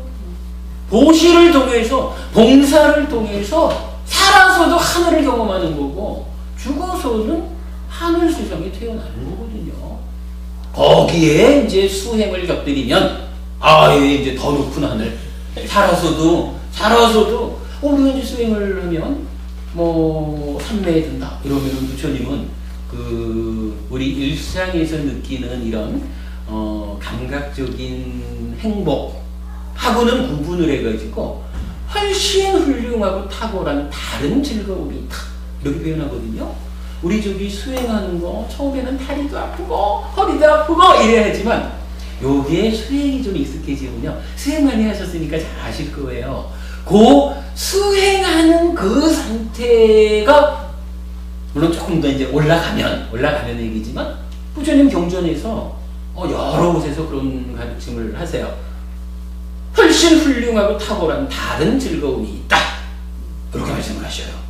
그래서 불교는 불교 수행대에 더 큰 행복을 만들어내는 수행이다 그렇게 정의를 하거든요. 그런 거예요. 죽은 다음에 내가 어찌 될까 하는 거 딴 데 가서 찾을 이유가 없어요. 내가 몸과 말과 마음으로 어떻게 행위하느냐에 따라서 결과가 갈 곳이 결정되는데 살아서도 그렇고 갈 곳도 결정되는데 부처님은 그러면 어떤 행위를 해야 되나요? 라고 하니까 5계를 지키십시오. 보시하십시오. 수행하십시오. 이렇게 말하거든요. 사실은 요 세 가지를 부처님은 세 가지 공덕행 이렇게 말씀을 하세요. 그리고 이제 제가 제자들에게 뭐 이제 해명스님이나 저같이 출가한 사람들한테는 또 좀 더 많은 엄격한 기준을 출가자는 이렇게 살아야 한다라고 이제 기준을 주시지만 제가 제자를 위해서는 부처님이 주시는 삶의 기준이 딱 네 가지예요. 뭐냐 하면 첫째가 믿음. 부처님에 대해서 내가 부처님 따라가면 행복해질 것이니라. 부처님이야말로 참으로 괴로움의 소멸을 완성하신 분. 이분을 따라가면 나도 그쪽으로 가게 되는 뭐 이런 부처님과 그 가르침에 대한 믿음이 없으면 아무것도 못하는 거죠. 여러분 다 우리 그런 믿음을 가지고 있는 거잖아요. 이런 믿음에 토대해가지고 세 가지 공덕행 5계를 지키고 보시하고 수행하라. 요 네 가지가 제가 제자를 위해서 부처님이 주는 삶의 기준이거든요. 제가 사실 이제 요 책 부처님은 누구인가는 지난달에 이제 초파일 직전에 해피법당 정기 발표를 시작해가지고 그 교재로 이제 이 책을 만들어서 나눠드렸는데 100권 나눠드려가지고 이제 100권 만들어가지고 우리 테라와다 목석에서 드리고 우리 법회에서 드리고 했더니 이제 몇 권 안 남았어요. 그래도 오늘 여러분 한 권씩 가져가시면 돼요. 그리고 이제 다음 7월 첫째 주 우리 이제 대원정사의 그 공간 형편 때문에 이제 날짜를 바꿔서 7월 달부터 이제 첫 번째 토요일 날 또 이제 해피복당 정기법회를 하게 될 건데 그러니까 7월 달 정기법회에서는 그 지금 말씀드린 그 제가 제자를 위해서 부처님이 주신 삶의 기준 요걸로 또 한 요 정도 부피 되는 책을 하나 만들어서 나눠드릴 거예요. 뭐 그때쯤 여러분 또 오셔서 가져가세요. 그래 할 거예요. 아무튼 이제 그렇게 보면 우리가 어떻게 살아야 하는가가 좀 명확해지죠. 이렇게 결국은 몸하고 마음이라는 것을 놓고 이 사람들은 이렇게 말했고 저 사람들은 저렇게 말했지만 부처님은 몸과 마음의 관계를 이렇게 말씀하셨다라는 거 여러분 충분히 어렵지 않게 이해되는 이야기죠. 그래서 서로 조건되는 관계고 뿌리를 관계하는 관계고 이렇게 말했고 그랬을 때 이런 관계에 의해서 이제 죽었다라고 했을 때 죽는 그 순간에서 죽음이 이루면 어떻게 되느냐 하는 부분을 한마디로 말씀드린 거죠. 죽는 순간 새로 태어납니다. 그래서 우리 어머니한테 말이 참 거기에서 이렇게 진행돼 버렸네. 우리 어머니한테 엄마 죽은 다음에 49제 안 지냅니다. 그 전에 엄마가 돌아가시기 전에 잘 사십시오. 엄마의 몸과 말과 마음의 행위를 바르게 해야 됩니다. 그래서 제가 우리 어머니한테도 서운하시네요. 근데 서운하지 않더라고요. 그게 어찌 보면은 이게 이제 불교 공부하는 사람들이 약간 그런 면이 있어요. 이런 얘기하면 서운해할 것 같아서 조금 피하잖아요. 네. 근데 제가 해보니까 지금도 여러분들도 이 얘기 네, 너무 좋아하시잖아요. 명확하게 해주시니까 네, 정확하게. 그죠? 네. 여러분들도 좋아하시잖아요. 그럼요. 우리 엄마도 좋아하시고 만나는 분들마다 부처님 가르침을 정확하게 전달해 주면요 좋아해요. 그리고 그게 좋을 수밖에 없는 게 이게 남의 문제가 아니잖아요. 내 문제잖아요. 내가 죽으면 어떻게 되는지, 내 다음 생에 대해서 어떻게 내가 준비해야 되는지 이건데 부처님 말씀을 꽤 제가 이제 가장 중시하는 것이 가능하면 한마디라도 내 얘기를 하려 하지 않거든요. 그래서 제가 오늘도 지속적으로 대인연경이니 외도의 주장경이니 계속 경전 이야기를 하잖아요. 부처님께서 이렇게 말씀하셨다라는 것을 정확히 전달해 드려야 저도 부끄러울 게 없고 여러분들한테 저한테 따지지 마십시오, 부처님한테 따지십시오 이렇게 말할 수 있는 거고요. 여러분들 입장에서도 헬피스님 이런 사람이 나이도 얼마 안 된 게 지가 살아봐야 얼마나 살았다고 이래 보지 않을 수가 있잖아요. 왜냐하면 헬피스님 얘기를 하는 게 아니라 부처님 얘기를 경전적으로 근거를 명확히 전해드리고 있으니까. 근데 아주 쉽고요. 그죠? 정확하게 하시니까 예. 정말 복이 많으신 분들이 아니 알았던 것도 새삼스럽게 이렇게. 그렇죠. 이렇게 이제 한 번씩 정리를 하는 거죠. 그러니까 그런 부분을 말씀을 드렸고 그랬더니 하여간 우리 어머니도 좋아하셨어요. 그래서 제가 어머니한테도 어차피 약주하시는 분 아니고 그러니까 5개는 대략 지키면서 사는 거 5개가 무언지 정확히 알려드리고 요렇게 지키십시오 했고 도시라는 부분 그냥 자식들이 다 이렇게 넉넉지 못하다 보니까 경제적으로 풍요롭지 못해도 그래도 밥 한 끼라도 나누고 그러니까 보시하십시오. 이렇게 이제 말씀드렸고 이제 그리 설명해 드리니까 좋아하셔요. 어쨌거나 이 표현이 좀 그렇지만 죽은 다음에도 제 엄마는 아니잖아요.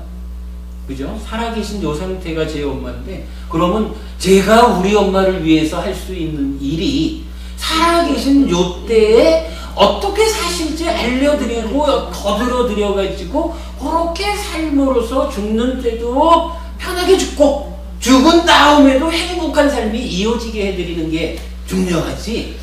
부처님은 전혀 그렇지 그런 거 뭐 말씀도 안 하셨는데 다음 몸을 받으려면 49일이 걸린대다 해가지고 49일 동안 제사를 지내드리니 이게 무슨 성과를 내느냐고요. 아니, 그런데요. 목련전자의 그걸 어떻게 설명해야 될까요? 이렇게 보셔요. 저기 저 백중기도 29에 출가를 하셔가지고 예, 요거 29에 출가를 하셔가지고 네. 35에 부처가 되셨거든요. 예. 그리고 80에 돌아가셨어요.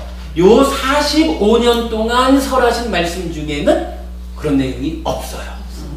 그러니까 저로서는 뭐 사실 뭐 어차피 우리 한국 불교가 테라와다만 있는 거 아니고 뭐 이제 다 그래도 함께 힘을 모아가지고 한국 불교가 발전을 해 나가야 되는데 여기에서 뭐 제가 어떤 구체적인 표현을 어찌할 입장은 아닌 것 같고요. 다만 제가 말씀드릴 수 있는 것은 저는 이건 요 45년간 부처로서의 45년간 설하신 이 가르침을 기준으로 알려드리는 일만 한다.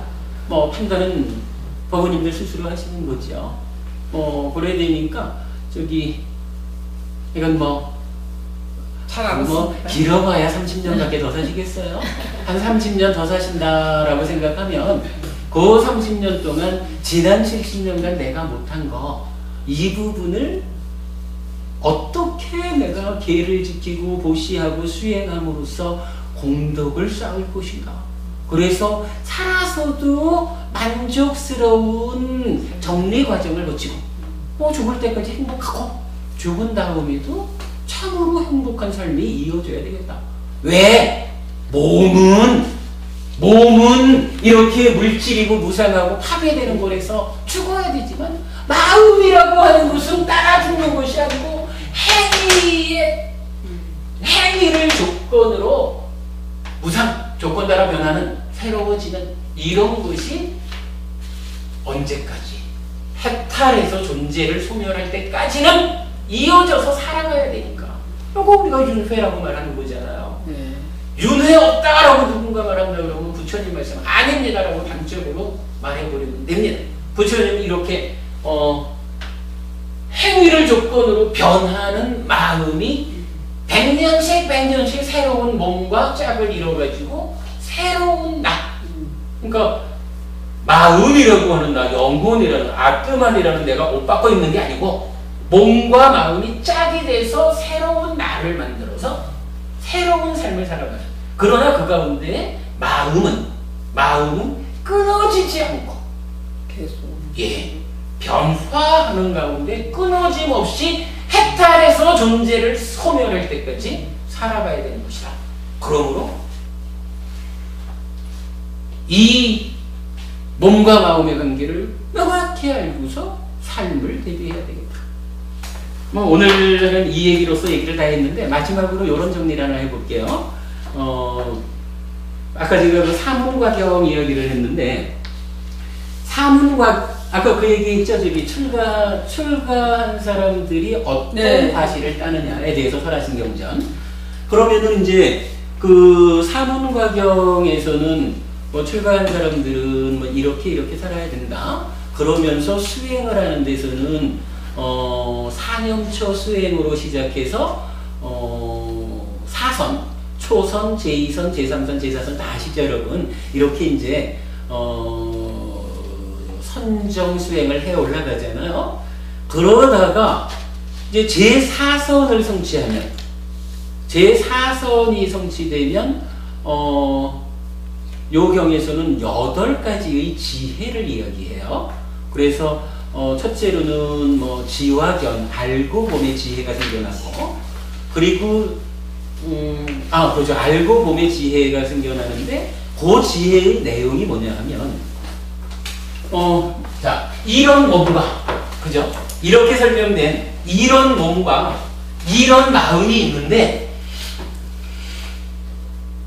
이런 마음이 저런 몸에 의지하고 묶여 있다라고 알게 된다, 보게 된다 이러거든요. 이 얘기가 무슨 얘기냐면, 자, 마음이라는 게 이렇게 행위를 조건으로 변화하는 가운데에 해탈할 때까지 오래가는 이런 마음인데, 요 마음의 입장에서 보면은 진짜 티끌처럼 붙었다가 떨어지는 100년짜리 몸, 요 몸과 마음이 나를 이뤘다라고 할 때 이 마음이, 우리가 정상적으로 생각하면 마음이 딱 써가지고 몸아 벗어봐 해가지고 몸과 딱 만나가지고 100년을 마음이 잘 끌고 살아가야 되잖아요. 그런데 부처님이 보니까 요런 100년짜리 잠깐 살다가 죽는 요 몸에 마음이 의지하고 묶여있더라라는 거예요. 그러니까 그 뭐라 그래야 돼? 형님 노릇을 딱, 형님 내가 형이지 뭐 이렇게 딱 애매하지 못하고 그냥 잠깐 달라붙는 요 몸에 이렇게 묶여가지고는 몸이 이리 가려고 그러면 여기 따라가고 저리 가려고 그러면 저리 따라가고 몸이 끄는 대로 끌려다니는, 의지하고 묶여있는 요런 삶을 살더라는 거예요.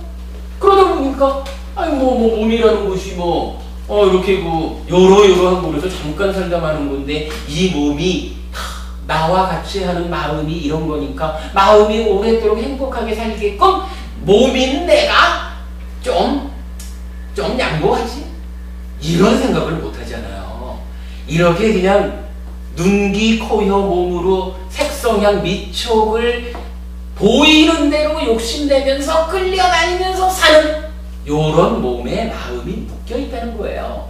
근데 요런 상태를, 요렇게 몸에 마음이 의지하고 묶여있는 요런 상태를 우리가 모른다는 거예요. 그게 언제 발견이 되느냐라고 하니까, 수행을 해가지고 제4선을 성취하면, 제4선의 그 평정의 상태, 그 고요함, 흔들림 없는 평정의 상태에 가야 그때 비로소 마음이 나는 이렇게 오래 사는 이런 마음인데 이 마음에 내가 이렇게 의지하고 묶여서 살아왔구나, 그제서야 그걸 본다는 거예요. 그 얘기는 거꾸로 하면 우리가 살아가면서 발생하는 모든 문제 상황이라는 게 마음 노릇을 못하고 몸에 의지하고 묶여서 몸 따라 끌려다니니까 이런저런 문제 상황들이 생기는구나, 요 얘기를 하는 거죠. 이 얘기를 딱 언제 발견하느냐? 제4선의 상태에서 발견하게 되더라, 이렇게 말합니다. 수행을 많이 해야 돼요. 그렇죠. 근데 이제 사실 요게 부처님께서 요 사문과경에서 말씀하시듯이 제4선의 성취 상태에서 그걸 발견해서 알 수가 있어요. 이게 아라한 경지인가요? 아닙니다. 제4선의 상태는 요거는 우리 공부를 좀 더 하기로 해요. 그 부분이 지금 설명되기에는 좀 어렵고요. 제가 이제 드리고 싶은 얘기는 요거 제4선을 성취해야 알 수 있는 요런 문제 상황을 4선에 가지 않고도 아는 방법이 하나가 있어요. 그게 뭘까요? 그게 뭘까요? 알아차림 이제 아니요, 그 알아차림, 알아차림 이제 사티 사념처 이런 거고, 미파사나 사마타 미파사나 이런 게 다 그 사념처 수행에서 그러니까 선정 수행으로 이렇게 올라가는 불교 수행 방법이죠. 그 수행 방법을 올라가야 이제 제4선에 이르는 거죠. 그러면 이제 본다 하는 건데, 그렇게 거기 가지 않고도 아는 방법이 하나가 있어요. 뭐냐 하면, 여러분 이제 알잖아요. 스님이 알려주시죠. 알잖아요, 이제는. 스님이 알려주시죠. 그렇죠. 그러니까, 4선까지 직접 가지 못했지만, 그래도 이렇게 부처님 공부를 하니까, 내가 비록 거기 가서 직접 확인하지는 못했어도 우리 스승 부처님께서 제4선에 가면 이러한 상태를 보게 된다. 그러니까 그때 직자들에도 지금 나의 일상의 삶에서도 내가 몸에 의지하고 묶이는 마음이 삶을 괴롭게 만드는 원인이 되는구나 라고 알아서 지금 일상의 삶에서도 내 마음이 몸에 의지하지 않고 묶이지 않기 위한 살 수 있잖아요. 네, 분리. 예, 그렇죠. 그러니까 그거는 제4선에 가지 않고도 아는 하나의 방법이 뭐냐 하면 공부인 거예요. 아니 공부. 예. 그래서 이제 알아야지. 우리가 이제 공부를 말할 때 해피법당에서는 공부를 뭐라고 쓰냐 하면 꼭 이렇게 써요. 공부, 교합, 더하기, 수행. 수행. 예, 진짜 중요해요. 이거 중요해요. 네. 수행만 하자 그러면은 안 돼. 예를 들어서 평생 수행을 해도 제4선을 못 갈 수도 있어요. 네. 그러면 수행만 평생 했는데도 죽을 때까지 못하면. 내 마음이 몸에 묶여서 이런 일이 있구나 라는 걸 모르고 죽죠. 공부만 하면 우리가 지금도 이제 알았죠. 그러나 이 아는 것을 내가 직접 확인하지 못하면 내 삶이 바뀌는 강력한 힘으로 작용하지 못하죠. 그러니까 배워서 아는 것하고 수행을 통해서 실현하는 것하고 두 가지가 동시에 진행돼야 되거든요. 그러니까 여러분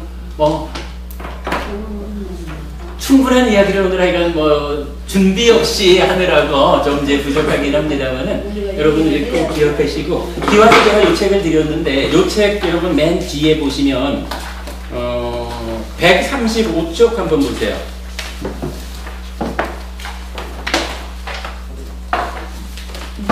맨 뒤에요. 135쪽 뒤에서 두 번째네.